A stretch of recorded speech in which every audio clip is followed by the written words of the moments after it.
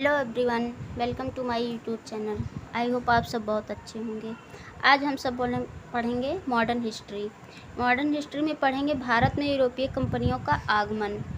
सबसे पहले हमारा ये एक पॉइंट रहेगा, या इसका क्रम अनुसार क्रम सही क्रम आरोही अवरोही क्रम में पूछते हैं। तो सबसे पहले पुर्तगाली आए थे, फिर डच आए थे, इसके बाद अंग्रेज आए थे, फिर डेनिश, फिर फ्रांसीसी। तो ये हमारा इनका क्रम हो गया आने का। ये मैप है, मैप आप सब इसको ध्यान से देखिएगा। सबसे पहले अमेरिका व वेस्ट इंडीज। पहले अमेरिका को वेस्ट इंडीज कहा जाता था। इसकी खोज कोलंबस ने की थी 1492 ईस्वी में।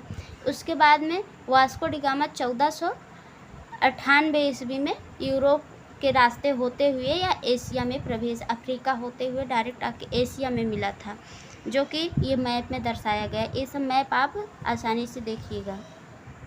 फिर उसके बाद में पुर्तगाली। अब हम पुर्तगाली के विषय में पढ़ेंगे। पुर्तगालियों ने क्या क्या किया, कैसे रहे, कैसे हो गए, सब चीज़, और किस चीज़ का व्यापार हमारे यहाँ किए, हमारे यहाँ क्या चीज़ वो दिए हैं, इसके विषय में हम लोग सबसे पहले जानेंगे।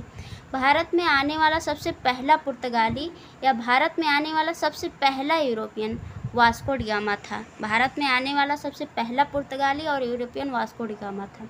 1498 ईस्वी में अपना जहाज साओ ग्रेबियल, जिसका नाम था, जहाज याद किए रहिएगा, वेरी इंपॉर्टेंट है, इस जहाज का नाम था साओ ग्रेबियल। 1498 ईस्वी में साओ ग्रेवियल से लेकर केरल के कालीकट नामक बंदरगाह पर पहुंचा। केरल में कालीकट नामक बंदरगाह पर पहुंचा, जहां जमोरिन ने इसका स्वागत किया था। इसको हमने हाईलाइट कर दिया है, इसको आप सब अच्छे से ध्यान में रखेंगे। जमोरिन ने इसका स्वागत किया था। वास्को डी गामा भारत में पुर्तगाली शासन डॉन हेरिन्स का प्रतिनिधित्व करता था। वास्को डी गामा जो था वह पुर्तगाली शासक डॉन हेरिन का प्रतिनिधित्व करता था। Vasco D gamma Vasco D gamma जब भारत में आया 1498 ईस्वी में, तो वह अपने साथ जाने लगा जब, तो वह काली मिर्च को ले गया, जिससे वह यूरोप में बेचने पर उसे 60 गुना मुनाफा कमाया था। 60 गुना मुनाफा कमाया था। भारत में 1498 ईस्वी में स्थापना हुई पुर्तगाली ईस्ट इंडिया कंपनी की। सबसे पहली जो यूरोपियन कंपनी थी भारत में स्थापित की गई, वह ईस्ट इंडिया कंपनी थी, जिसको पुर्तगाली ईस्ट इंडिया कंपनी कहा गया। 1498 में इसकी स्थापना हुई। पुर्तगालियों ने भारत में अपनी सबसे पहले 1503 में पहली फैक्ट्री कोचीन केरल में स्थापित की। दूसरी फैक्ट्री कन्नौर में स्थापित की गई। अब इसके बाद में या जो कन्नौर में फैक्ट्री स्थापित की गई थी, या 1505 ईस्वी में। इसमें इम्पॉर्टेंट फैक्ट इतने ही थे, आप सबको इतना ही तैयार करना, इससे ज़्यादा कुछ नहीं थे। अब इसके बाद में फ्रांसिस्को डी अल्मीडा आ जाएंगे। 1505 से 1509 इनका कार्यकाल था। भारत में पुर्तगालियों का प्रथम गवर्नर अल्मीडा आया था। जो पुर्तगालियों का भारत में प्रथम गवर्नर था वह फ्रांसिस्को डी अल्मीडा था। हिंद महासागर के व्यापार पर अधिकार स्थापित करने के उद्देश्य से वह अल्मीडा ने शांत जल नीति ब्लू वाटर पॉलिसी अपनाई थी, जिसे ब्लू वाटर पॉलिसी कहा गया। भारत में पुर्तगाली साम्राज्य को एस्तादो दी इंडिया कहा जाता था। भारत में पुर्तगाली साम्राज्य को एस्तादो, इसको हम हाईलाइट कर देना है, इसको आप सब वेरी इंपॉर्टेंट है, इसको ध्यान में रखिएगा।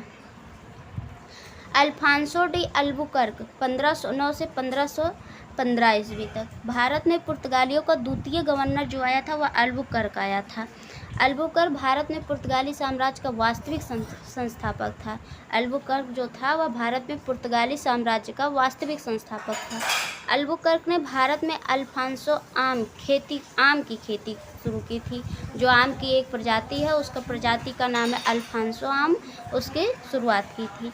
1510 ईस्वी में अल्बुकर्क ने बीजापुर के आदिल शाह पर आक्रमण करके गोवा को प्राप्त किया था। 1510 ईस्वी में अल्बुकर्क ने बीजापुर पर आक्रमण किया, वहां का शासक आदिल शाह था, और उसको पराजित करके गोवा को प्राप्त कर लिया।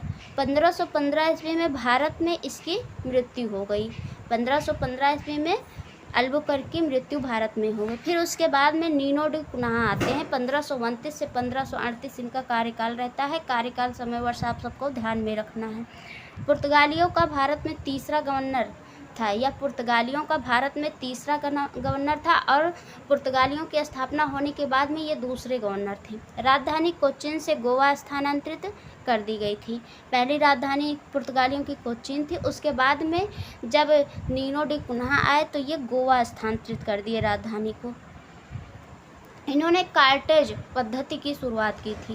कार्टेज अल्मेडा काफिला व्यवस्था इसे कहा जाता था। कार्टेज पद्धति के कहा जाता था कार्टेज अल्मेडा काफिला व्यवस्था।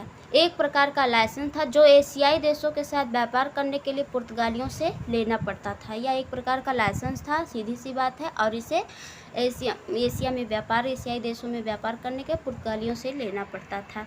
अब इसके बाद में पुर्तगालियों का भारत में योगदान। भारत में पुर्तगालियों का द्वारा तंबाकू, मूंगफली, लाल मिर्च, पपीता, आलू और अमरूद लाए गए थे।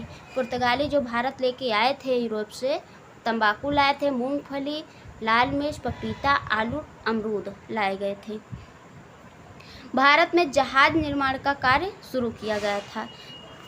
भारत में जहाज निर्माण का कार्य भी शुरू किया गया था पुर्तगालियों द्वारा। भारत में चर्च का कैथोलिक मॉडल शुरू किया गया था। भारत में चर्च का कैथोलिक मॉडल भी शुरू किया है। और भारत में प्रिंटिंग प्रेस की भी शुरुआत पुर्तगालियों के शासनकाल से ही शुरू की गई थी।